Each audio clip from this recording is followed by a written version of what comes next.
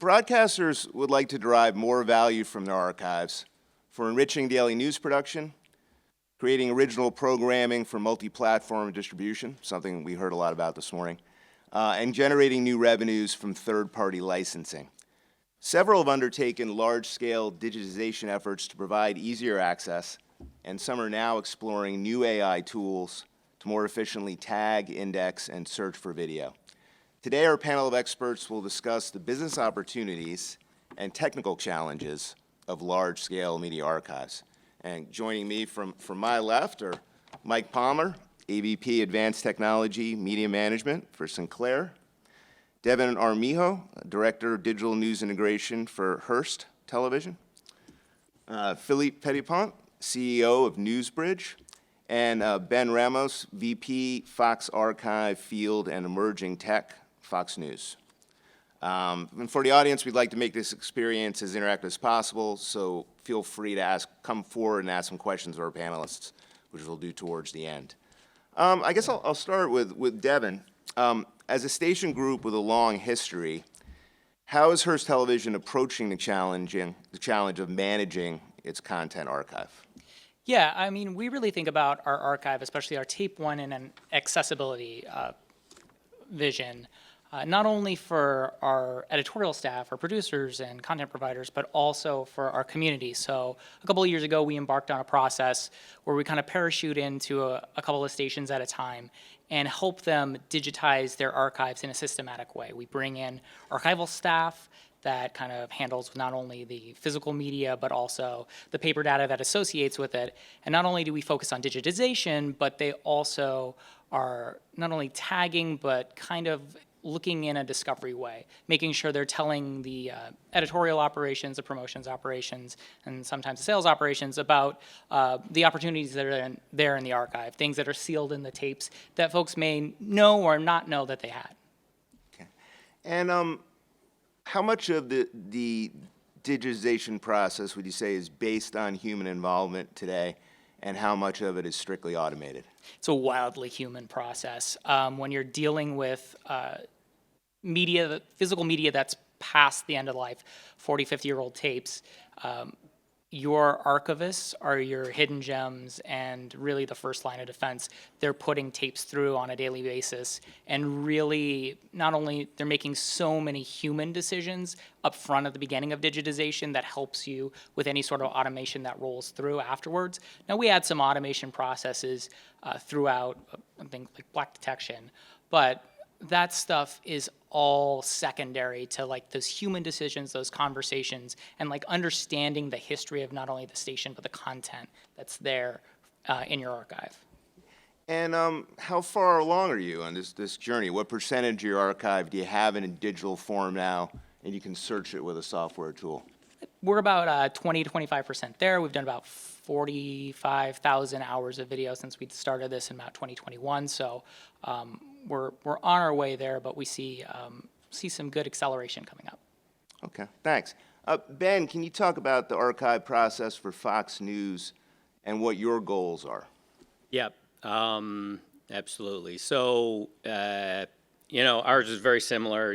Accessibility was, it's so annoying to just think about the U-matic and 1-inch and 2-inch libraries that are sitting in the basements, and how hard it is to call a station and wait a week, 2 weeks, and finally get those assets. So we kind of embarked on a little bit of a different approach, and we outsource everything. So we have tractor trailers come up, pick up the entire library, and it goes off to one of our 5 digitizing vendors, and then it kind of works through their process.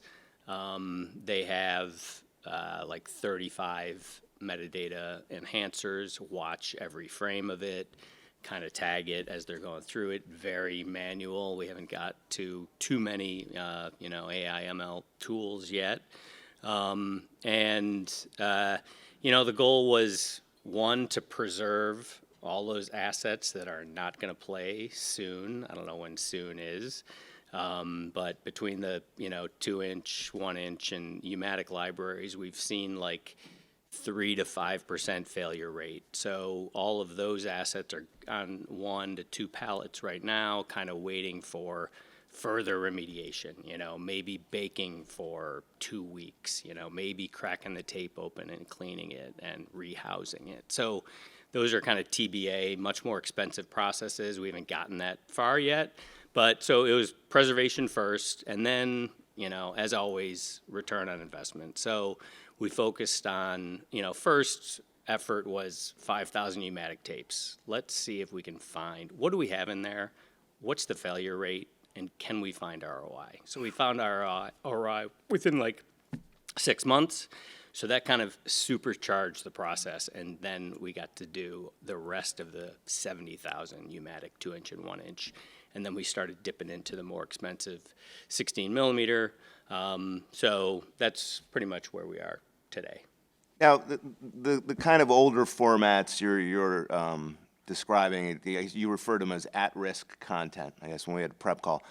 What percentage of your overall archive would meet that definition? We're quickly realizing it's almost everything. So we're putting beta tapes through, we're putting DV tapes through, we're throwing DVDs in, and we're seeing, 3 to 5 or worse percent. So some of the 2-inch, 1-inch pneumatic is playing better than the DV tape, the DVC Pro tape, the beta tapes, depending on where they were stored and how well they were stored.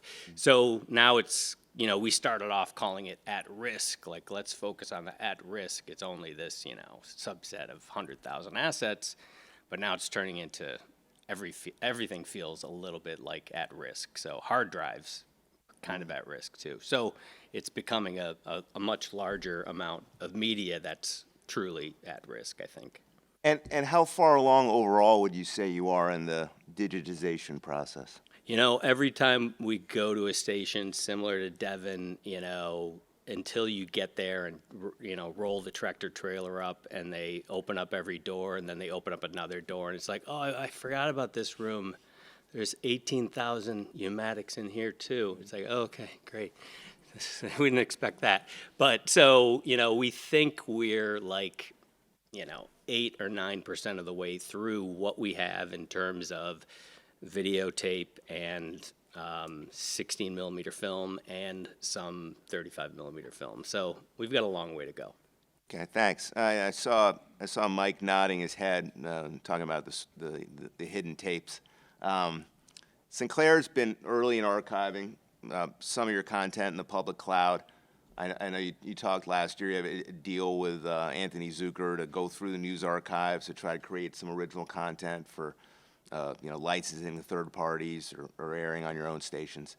Can you talk about how those archive efforts are progressing and talk about some of the different business considerations when you're dealing with some of this older material, like those pneumatic tapes that Ben was referring to, versus content that's born digitally, So I agree, everything's at risk at this point. We have the same combination of all formats going back to film and then coming up to the digital files.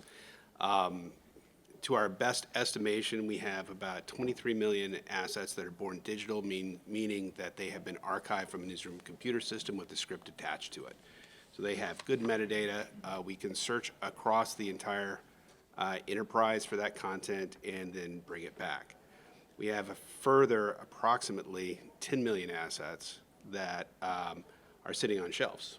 And so the question at this point is, what do we want to invest in to bring this back? And we look at news content, and it's a fact that most news content has no value in the archive. Okay. It is the rare jewel that justifies the expense of all the rest of the work that you put into that.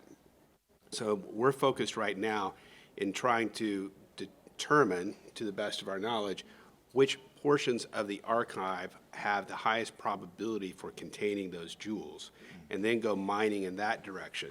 And we may not, and I say may because there are no hard decisions at this point, but we may not want to actually go back to that 10 million assets and actually digitize them all, okay?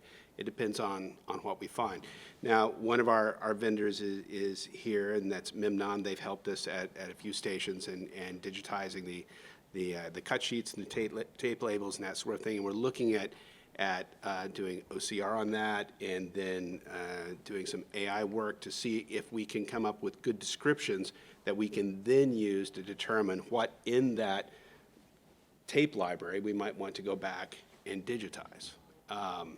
But let me put a pin in that, and let's say, what is the problem that we're trying to solve? Before we can actually monetize the archives in a reasonable way, we have to have metadata on it, okay? And in many cases, most cases, we have not been putting good metadata on it. If you're not a Fox affiliate or an ABC affiliate, if you're not an O&O, then you are likely subscribing to multiple news sources, okay? And you're creating derivative content, and you're not sure exactly which is your content and which belongs to somebody else. Now, that's not saying you can't use derivative content, but you certainly want to know what you own and what you can't. I challenge anybody to go back and, via a technical means, tell us definitively whether you own a piece of content or not, okay? And the fact is, we don't have the mechanisms to do that. How far are we in this archive process? How long have we been talking about archives and metadata, but we're not bringing back basic information about ownership, what camera it was shot on, the date, the geolocation, all this metadata that is in the cameras that we should be carrying forward. And we're recreating the same problem that we're trying to solve today with AI and ML, because we simply are not putting the right metadata on that content as it moves into the archive. So later today, I think there's some discussion about C2PA. Hands, anybody know what C2PA is? The Coalition for Content, Provenance, and Authenticity. Now, there's some good reasons to be talking about this in an election cycle, being able to detect fakes and those things that will come up in the AI conversation this afternoon. Another benefit of this is that it provides a common transport, okay, for other metadata that comes from the camera, okay, and from other sources that can carry it through the production process, through editing, through distribution, so we can put that metadata in the archive, okay? So if we had something like that today, we would be keeping ourselves from going down the same road we've gone down before and saying, I don't have any native metadata on my archives, and so I have to have an AI guess at what I have. So we're looking at both sides of of the equation here.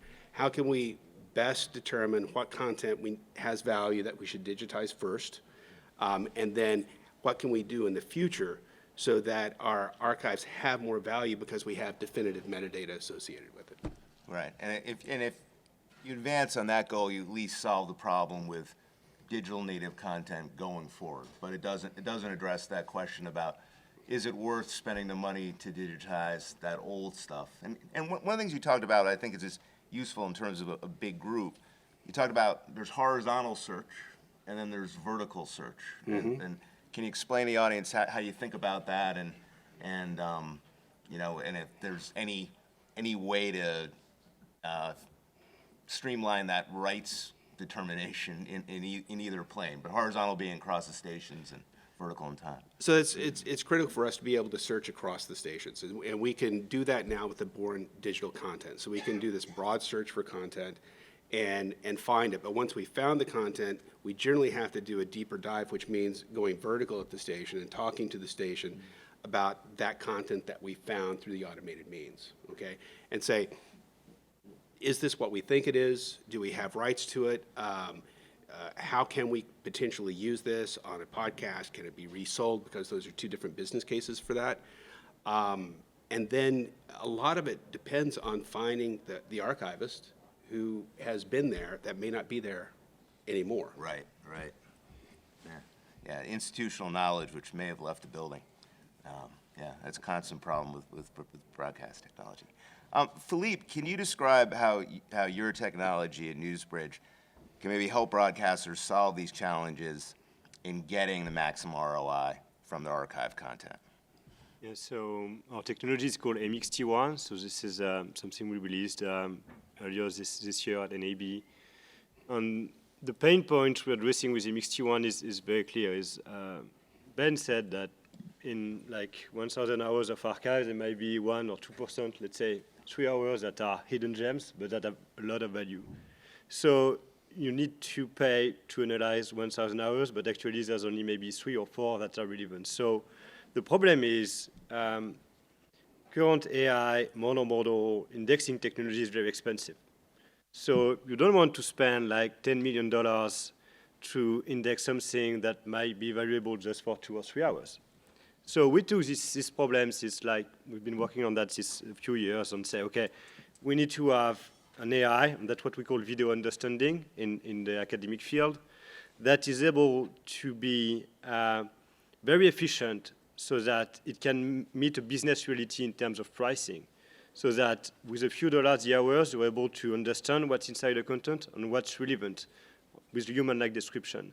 So the goal for us is to act in 2 fields. The first one, and that's we call stop the bleeding, is that's trying to act now to avoid what happened in the past. Meaning that there's a high stake. It's very important to index now this fresh content to make sure it will be findable forever. That's really the key thing. So that we will avoid having batch of indexing files that will be randomly indexed, wasting tons of money here. So this is the first thing. So our technology is working on live to be sure that the content we are producing today will be findable forever. And the live of today is tomorrow archive, so that's very important to act now. The second thing is, okay, there's been 100 years of archive of video, and we need to make sure that this can be findable for different reasons. The first thing is for editorial reason. Being able to search within the archive is something that is crucial. Even more important before an election step, when we want maybe to know what previous candidates said or commitment like that, on being able to search in a very, very quick way, and also having the ability for a journalist or a producer to search by himself or herself and avoid the fact that, okay, I need to have a phone call. Can you find me something about that? And I bet this is what Ben's team is receiving each day is, can you find me some stuff about, I don't know, a football team? We all believe that now everyone is able to search with a plain text search. So now it's just a matter of technology, and if it's a technology issue, that's an easy issue to solve. So that's what we're doing. The thing is, when your whole archive is searchable, that you can open new use cases. You can unveil hidden gems that maybe will share a new insight about an historical moment. And we had, I think there's been a lot of work on Fox side about JFK, I think it was 60 years or something. And it's kind of unveiling a part of hidden history. So that's crucial for democracy, and that's something that is driving us at Newsbridge. So that's the first step, is about editorial insight. Monetization is, of course, key, and we see 2 ways of monetization. The first way, when everyone is able to find your archive, is that you can invite third-party users that are from outside the company to browse this content by themselves and having a self-serve archive so that it can create new revenue. So it's more like license-based revenue. And it's a self-serve approach, so there's no limitation as much as the archive is findable. And the last thing is more about, and this is especially true in sport with what the NFL did, and they're starting to do right now. They said, okay, I want to have a better impact on Gen Z because Gen Z is not watching football as Gen Y used to do. So I need to find a way to give some insight and to target Gen Z. Gen Z is on TikTok. And as a brand, you cannot go directly on TikTok. You need to work with content creators. And what they said is the invited content creators on the archive platform say, okay, build stories. So that they don't have to build stories themselves. They are inviting people to do that for them. That's crazy good. That's a very good idea. And so this is possible only because part of the archives is open, unsearchable. So that's, I think, 3 levels. And the monetization is obviously social media, advertisement, which is a more traditional vector of monetization for digital. Mike talked about how Sinclair's wrestling with the question of whether it's worth spending the money on digitizing some, older archive content they have. Can you talk about how you can make the process of indexing content more affordable? I mean, my understanding, you have a cloud-based service. With any cloud-based service I've ever written about, broadcasters' big question is how much is it going to cost? And this does sound overall like an expensive proposition. I think the number I've traditionally heard when we've done other panels on the archive is like 10% of content maybe is going to be usable on there. Maybe it's less than that. Maybe 10%. So then, you're balancing that utility against whatever your overall capital investment is or OpEx. So can you talk about how you guys are tackling that affordability question? Yeah, so a video is 24 or 29 or 25 frames per second. So first, there's no point of indexing every frame. Does there's a point of indexing 1 frame per second? Probably not. Maybe 2, probably not. Well, actually, for sports, yes, it matters. So our technology is relying on what we call a smart sampling technology. So based on the kind of content, on lots of different contexts, on lots of different vectors, we limit the analysis to only the key frames that are relevant. It's not about just a scene detection, but it's just about to make sure that we can limit the use of GPU so that we only process a frame that will really illustrate better the content. So it's a smart sampling technology. So then we've reduced by a lot of magnitude traditional, I would say, sampling that, AWS is doing like that. It's 1 frame per second or 2 frames per second. So that's not very relevant.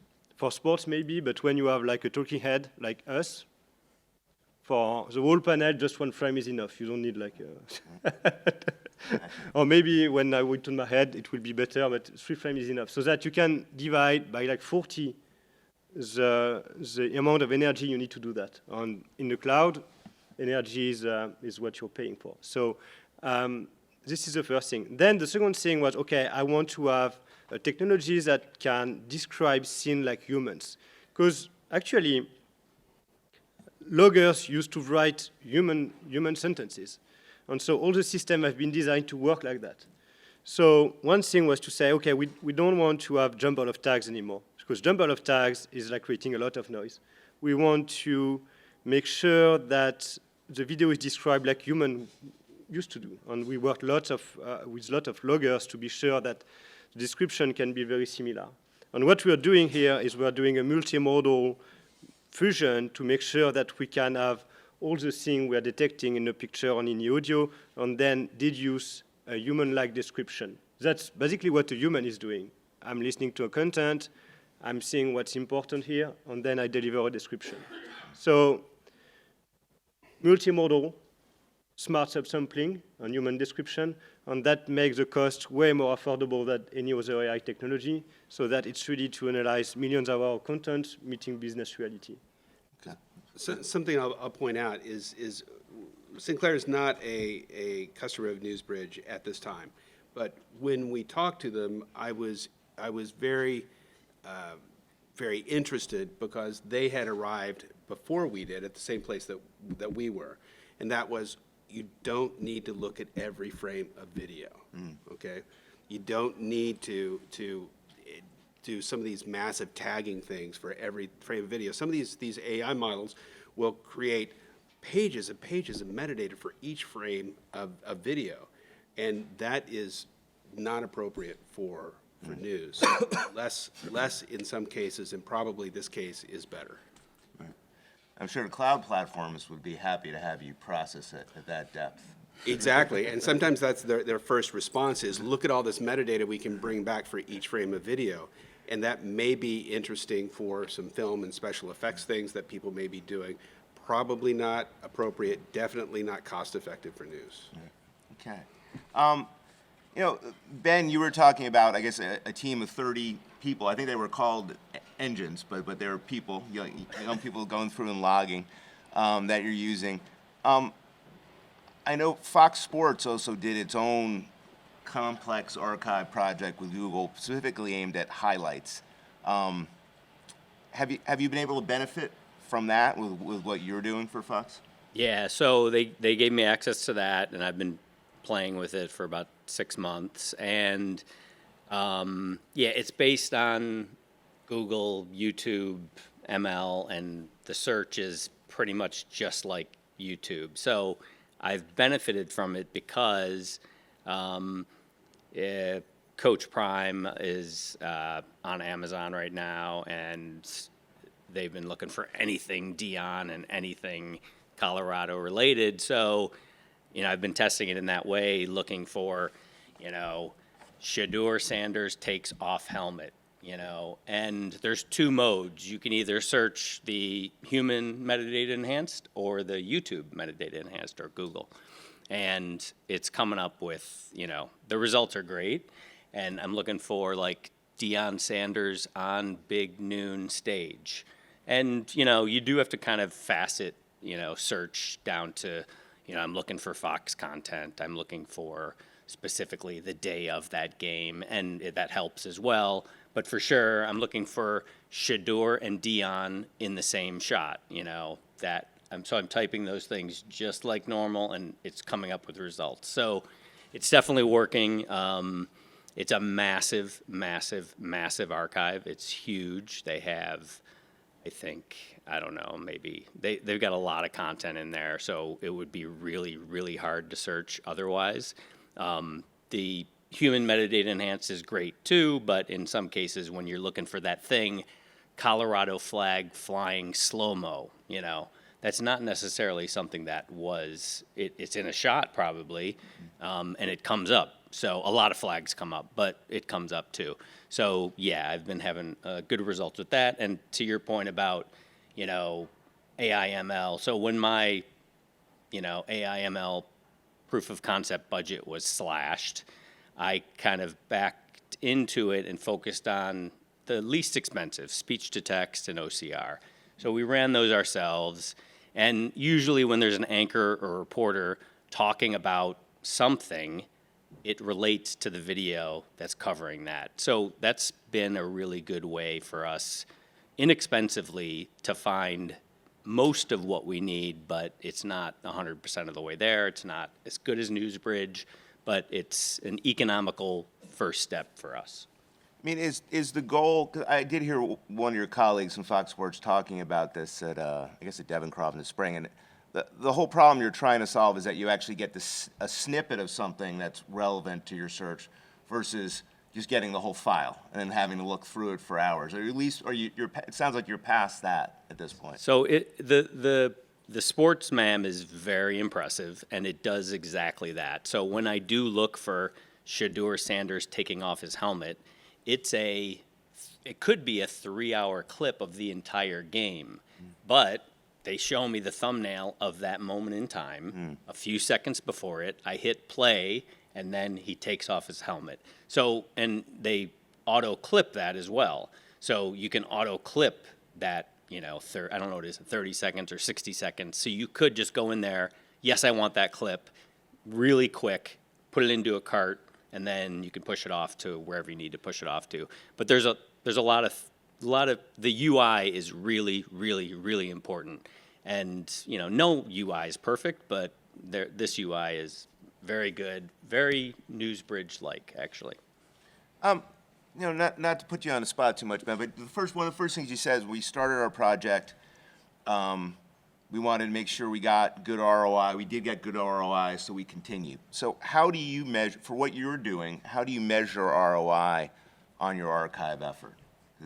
It's very difficult, but we mostly only focus on third-party documentary filmmaker licenses. There are other benefits. The Fox TV stations use the archive now. Fox News, Fox Business, Fox Weather, Fox Nation, pretty much every Fox entity has access to it. So those are much, much, much harder to, put into the Excel sheet to say you're getting that ROI. That's kind of like a bonus. But pretty much we're focusing only on the licenses that we cut on a daily basis. Okay. Devin, how about for Hearst? I think we're our first customer. So this year, we've done more than 370 pieces of digital original production out of the archive. We've been responsible for a handful of like linear specials, and we also have our own streaming service, Very Local. They have a couple of shows that are very influenced by archival storytelling. The one that comes to mind is Hometown Tragedy, our true crime vertical, which is not only really popular, really well done, it also serves their mission. And one of the first tapes we actually put through the decks in Louisville, Kentucky, was about a shooting about a football star, Trent DeJuro, that the archival team pitched that, and that formed the basis of what that 30 minutes became. So we work hand in hand. Similarly, we're in the licensing game and things like that, but we really try to build our content on top of it. We produce a ton of content each week, and we're always looking to not only feed that beast, but give our communities a nod that we've been stewards of journalism in our community for decades and decades, and we feel that's a really important point of value for us as well. And how much is it helpful, not for maybe creating a complete original piece of content, something documentary style like that, but just for finding an old piece of footage for context on a daily news story, something you're producing for 5 o'clock? Yeah, I mean, that happens to us all the time. I mean, when Donna Summer died earlier this year, I'm sorry, Tina Turner. Ugh. When Tina Turner died earlier this year, we did a quick little search. We found out that she played a show at a little dinner club just outside of Pittsburgh. And we searched, we found we had this 9-minute incredible one-on-one interview with her.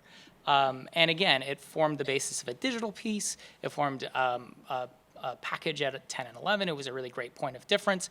And to our searches, it was the only physical video and imagery of this point in history. So it was a really great point of difference for us as we were telling the journalism in our local markets. Okay, yeah, that sounds like a gem for sure. That's like the definition of it. Mike, how about Sinclair? How are you? I know you have these problems in figuring out whether you have rights to an old piece of content, but overall, is the ROI game for you more to third-party licensing, as Ben referred to, or is it in-house usage, either newscasts or fast channels or? It's the same 3 buckets. So primarily, the most use of our archive is on a daily basis by the individual stations. Okay, so they're looking for that story from 6 months ago, a year ago, 2 years ago, and that's where we definitely get the largest number of hits on the archives. The second thing that we're looking at is new programming.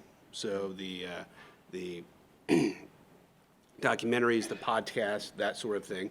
And we can use our archive content, whether we have the rights to it or not, as the basis for doing that programming, okay? Even if we don't use that content directly, right? That it is still there, and we can somehow reference it, go and find the content owner if we need to do that and that sort of thing. And then the last thing for us is the direct archive sales, so the direct monetization of the archive. And so those are the 3 buckets for us.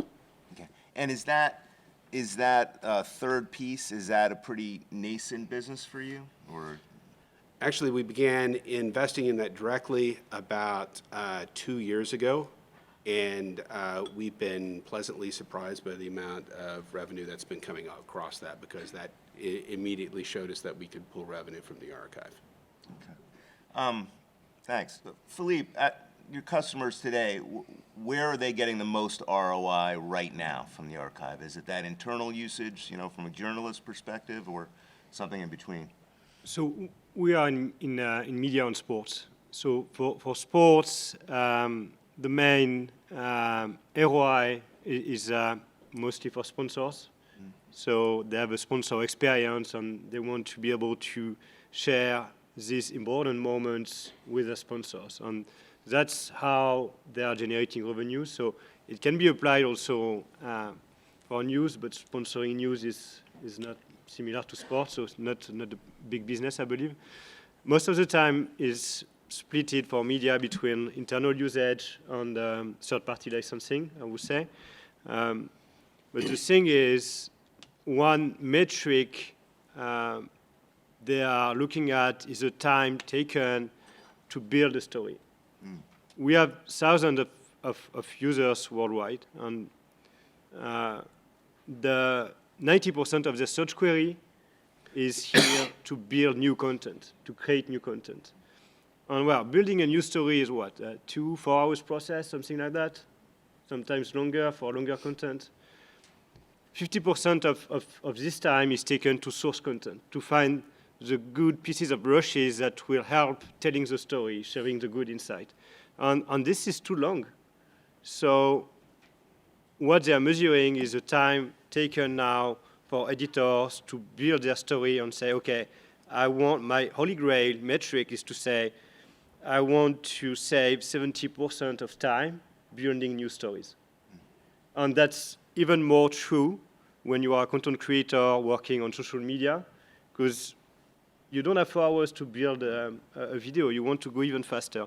So there's this big metric, which is about how fast I can be building new content. So this is, I think, the most important thing. And today, it's like, okay, I'm searching, finding a shot, adding a shot to my bin, and then moving forward with that. But the thing is now, okay, and this is something we're working on right now, is how to make that faster. How to make not just 70% more efficiency, but 90%, 99%. It's through a prompting experience saying, I want to build an edit about that. Can you build a rough cut? And then can you do a final edit? And that's what is going to happen next, is being able to take the brief of a producer and to put that to the machine and say, okay, now build a rough cut and suggest some shots from our archive, moments, and then we'll be able to save maybe 99% time to build those new content, or making sure that the time will be spent more on the creativity, on journalism, rather than the boring stuff about finding content. No one's like to do, well, I like to do that, but most people don't like to do that. They want to focus on telling the story, on being sure that it will be delivered on time. Mike? Yeah, I completely agree with that, but I think that most of our emphasis right now is in looking backwards, okay? And I really encourage us to look forwards as well, okay? If this is the type of environment that we want to create for producers, where they're able to do things quickly, where they're able to go exactly where they want to find something, they can go directly to it. They can find the piece of content. We can create automated processes to put things together for us. That means the metadata has to be there. And rather than saying, how can we put metadata on this content that we didn't put the metadata on to begin with, how do we reverse engineer this? We need to be spending much more time talking to our production vendors and our camera vendors, our edit vendors, our distribution vendors, about how we put metadata on that. We link up the metadata that we already have, the assignment, the speech to text, the captioning, all that information, and make sure it goes through the entire process so that we don't have to try and recreate it at the end of the process. I think that's great for the historical content we have, but if we really want to work in an efficient manner, we need to be thinking about how we put this in on the front end so we can use it today and tomorrow. And there's maybe one thing about current existing metadata is that we need to think about the symbiosis we have between current metadata, the ones that are coming from the camera, the classical one, the dates, the location. Because when you run an AI approach for that, the AI with a multimodal approach can define way more accurate metadata to deliver something that is very relevant. So we are, and I agree, is that we need to make sure that this metadata can be preserved in the future, because running an AI without having the date or the location of the content can lead to lots of hallucination. And that's very, very important to have this mindset of creating a framework with current metadata, because this is something that is key to understand past and future. I'll plug my colleague Ernie in a later session, but he has a project where we're actually pushing assignment metadata out to the camera, and then that assignment metadata is coming back married with the video back to the station. So that helps avoid the hallucination at that point, because we do have not only tagging and geo metadata, we actually have the description of the root of the story. Right, because, I mean, every story starts with metadata somewhere. It's assignment editor, newsroom computer system, or whatever, but as you described, a lot of that gets lost at the lens, at the point of capture. No, it gets lost at the great metadata filter, which is the NLE in most cases. Right. Do we have any questions for these guys from the audience? I have a couple more for them, but you got a lot of expertise up here if you're interested in archiving and managing your content going forward. I'll throw this question to There's one. Over here. oh, we do have one. Yes. Okay, go ahead. Yeah, I was just gonna ask Mike, going all the way back to what you mentioned right at the start relates to the rights management piece.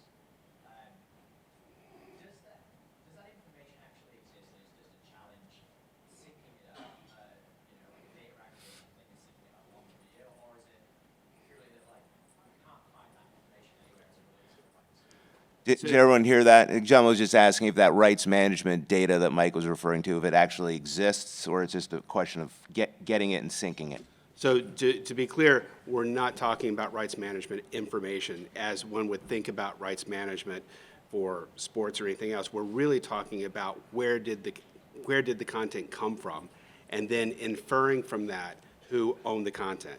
If it came in on a network feed, you can infer pretty much it belonged to the network, okay? If it came in from my camera, I can pretty much infer that this belonged to me. So it's not as structured or as complex as a rights management system. It really comes down to provenance. One last question for these guys. Philippe was talking about a future maybe where 90% of stuff could be automated or whatever. Ben, when you look at what you've been doing at Fox, do you think there'll always need to be a blend of that human curation and these new AI tools to really make search effective? And you talked about those two levels of search actually in sports, which I thought was interesting. Yeah. It feels like it'll always be there. I hope there's a Google federated search, but I've been talking about it and asking for it internally for 15 years, and we're not even close yet. So I don't know if I'll see it before I retire, but I'm hopeful.